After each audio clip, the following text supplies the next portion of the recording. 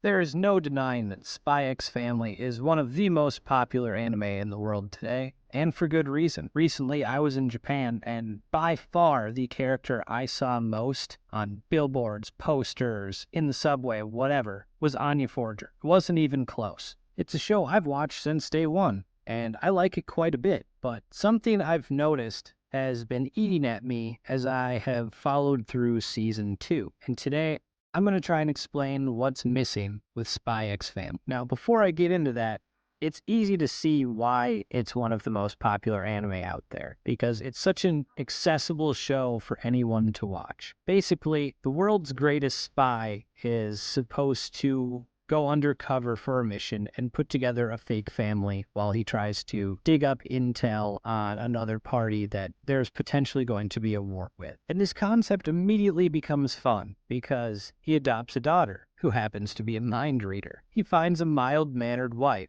who not even reluctantly, just agrees to marry him kind of on a whim for appearance's sake. And it turns out she's a world-class assassin. And eventually they adopt a dog who can see the future. As you can imagine, that leads to a lot of silly moments because all of these characters have these different abilities, and the spy is not aware of the assassin's not aware of the spy. Really, only the daughter is aware of everybody's abilities, and that's used as a comedic thing that they play off of, and she's easily the star of the show. But characters in general is something that spyxfamily does very well. Lloyd Forger is the world's greatest spy, but also a very interesting and fun character. Your Forger is probably the world's greatest assassin, but she's also one of the most insecure people, if not the most, in the show, while also extremely caring and very good at fighting, but maybe very bad at cooking. And then Anya, being the mind reader that she is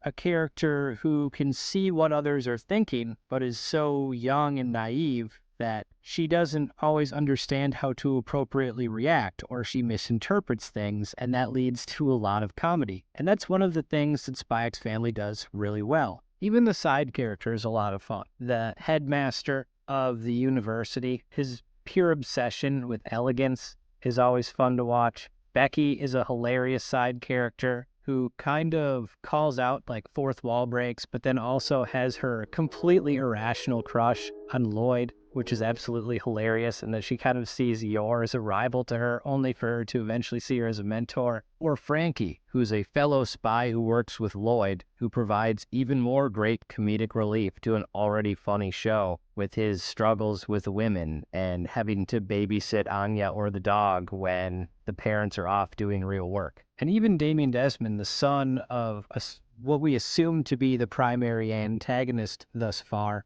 is kind of your traditional school bully, but also has like a kind heart and a funny crush on Anya. And for some reason, Anya's mind reading doesn't seem to work on him the way she keeps misinterpreting what he's thinking, which leads to just a lot of funny scenarios. And it's kind of got that weekly episodic, every week there's kind of a different little mini mission to achieve. And a lot of those are really fun. For example, Anya is put into a private university so that she can get closer to a family that Lloyd has to get closer to learn more about his mission. And one of the ways you succeed in that school is by doing various activities to get stars. And in one of the episodes, to get a star, there's a dodgeball match. And it's one of the funniest episodes of anime I saw that year, because there's a character introduced only for this episode, unfortunately, named Bill Watkins.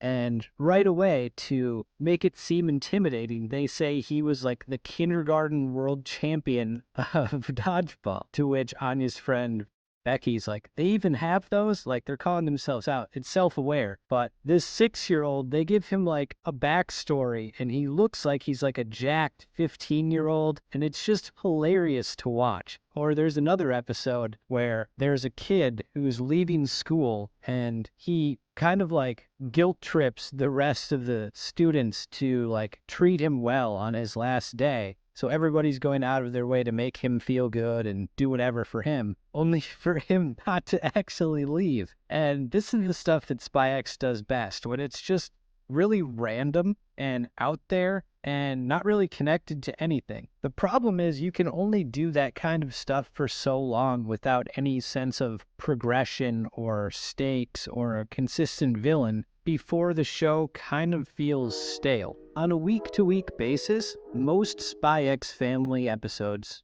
are good, but the further we go into the show, it doesn't seem like many are great. And I think that's because the show has hardly progressed at all. In episode 1, Lloyd needed to put together a family so that he could start his mission. By episode 2 or 3, he has the family put together. We're now in the 40s, and we haven't really made any progress on him actually accomplishing Operation Strix. He's met his mark once for maybe a minute at the end of season 1, and he hasn't appeared in season 2 at all. In fact, season 1 didn't really have an antagonist at all. There was no consistent villain or anything throughout, and that has led to a severe lack of stakes for me. And it's fine to have a weekly show where there's not stakes all the time, or you don't necessarily make a ton of progress. Frieren Beyond Journey's End does that too. But every episode feels like it matters because there's a depth to it, or there's a lesson to be learned, or it's tied to the past. A lot of it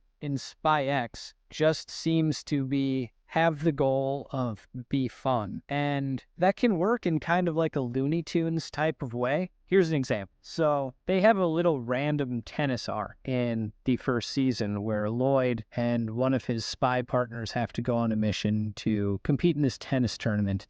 And if they win, they get some artifact. And it seems like it's straight out of Looney Tunes. The opponents they're facing are cheating and taking steroids mid-match, and they're gassing them in between matches to try and knock them out. And they have special rackets that are like weapons, and they have snipers shooting at them, but you don't really care about any of it because you know Lloyd and this other spy are too good and too important to the show to really be threatened or take damage or fail. And that's exactly how it plays out. They just kind of overcome everything easily. And you're like, okay, so what was even the point of that? Because it wasn't really entertaining and it didn't further the show. That's not to say that spyx can't have episodes that feel deeper or have meaning. The episode where Yor is trying to cook for Lloyd and Anya is actually a pretty funny but deep one. We start off with the misconception that Yor is covered in blood from her assassin duties when really she's actually practicing cooking to impress Lloyd and Anya and be like kind of like a better wife and mother. And it actually gets kind of deep where she struggles really hard trying to figure this out and then ends up making a dish her mother made for her and her brother Yuri back in the day.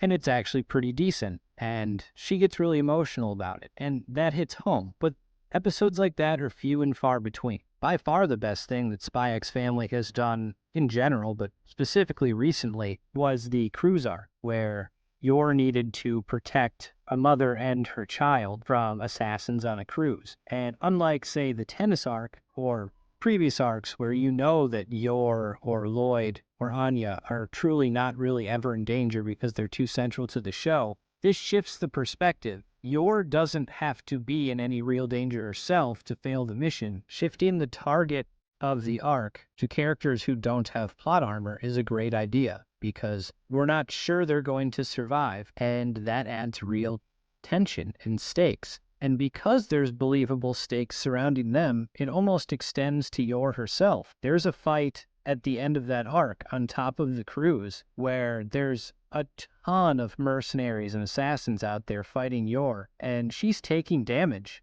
which is something we hadn't really seen in the show, and you almost believe she could actually lose. And it's really good, interesting, gripping stuff, and the action is probably the best in the series so far. But then the arc ends and we get back to silly stuff. And maybe that's the idea. They want to lull you a little bit for a handful of episodes and then build up to more serious arcs. But to date, we've really only seen one 3-4 episode arc in 40-some episodes of that happening. It just doesn't happen enough. And look, we're still early. I assume this has many seasons to go, and maybe we're going to get more resolutions, more progress, and, more tension going forward. But until that happens, it's hard to put this on the level of other top anime, especially when other shows that follow kind of a similar storytelling path, like Frieren or Dr. Stone, and those shows have found a better connective tissue episode to episode, and also it feels like every episode has more meaning and purpose behind it. Spy Family is a very good show, and thankfully it does have the excellent characters and really funny moments and excellent character interactions to somewhat overcome the lack of stakes. But with that said, the show not really progressing for almost 2 seasons now, and the lack of a clear antagonist for the majority of the show's runtime thus far is keeping it from being a better show. That's the one thing that's missing from turning Spy Family from very good to great.